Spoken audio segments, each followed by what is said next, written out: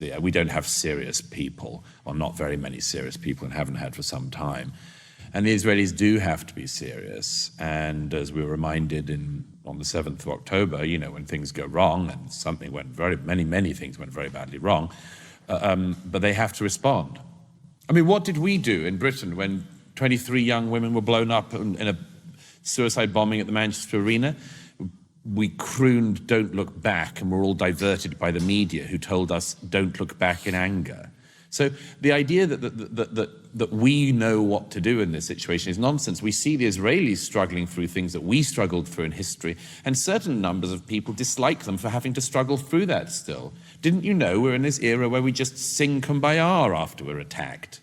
And the one that always stood out for me, actually even more so than the Manchester bombings and that act of terrorism, was the murder of Sir David Amess. Oh yeah, well that was just memory hold by his own colleagues in the most shameless way. Killed by a jihadist who sat beside his body, very pleased with his work.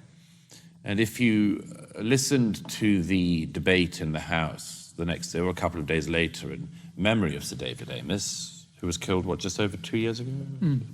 If you listened to the debate in the House, you'd have thought he died of natural causes. I think his colleagues behaved shamefully. They all said how much they wanted to pay tribute to his memory. Well, they didn't. They didn't. They betrayed his memory. He was killed by somebody who was an Islamic extremist, supremacist, jihadist, call him what you want. The whole of the House of Commons covered for that.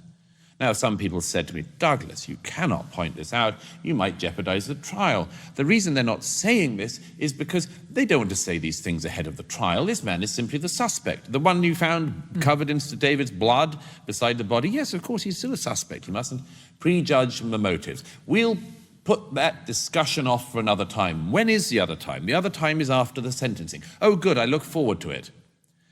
After the sentencing. Anything? Crickets. In this country, in Britain, we can't seem to summon up the guts to talk about this anytime. And you know why? Because no one knows what to do. I would say it's because they're scared, Douglas, if I'm honest. They're terrified because they're part of them are thinking, and they look at Sir David, and I actually met Sir David. He was a wonderful man, really. Lovely man. An English eccentric in the best sense of the word. But they're looking at him, and they've sat down, and they've eaten lunch with him, and they've drunk with him, and they think, shit, that could be me. Well, you know what? Jo Cox was also killed by an extremist, a lone wolf madman who seems to have been inspired by some kind of neo-Nazi ideology, and one of these kind of loser, fringe of the most fringe people. And I don't remember, after Jo Cox's murder, people saying, let's not prejudge why the murderer did it, or let's not spread any blame around. I don't remember that. I missed that. There was an awful lot of spreading of blame around. They tried to blame everybody who was about to vote Brexit for the murder.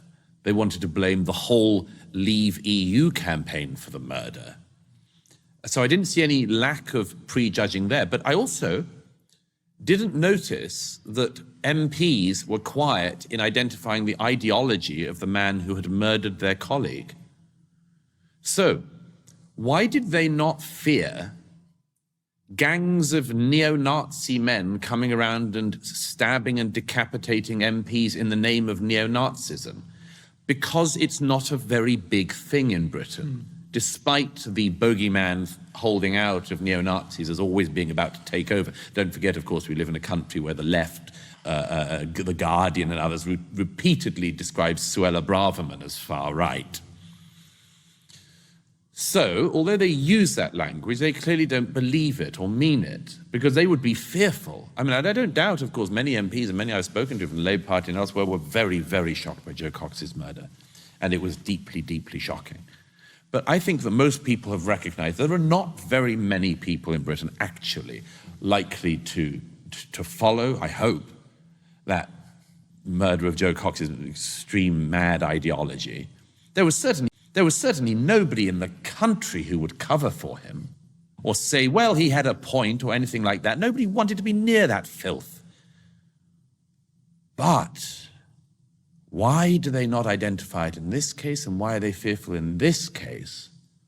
Because they know that the problem exists and is bigger than they want to admit. Now, there's a problem. We'll be back with our guest in a minute, but first...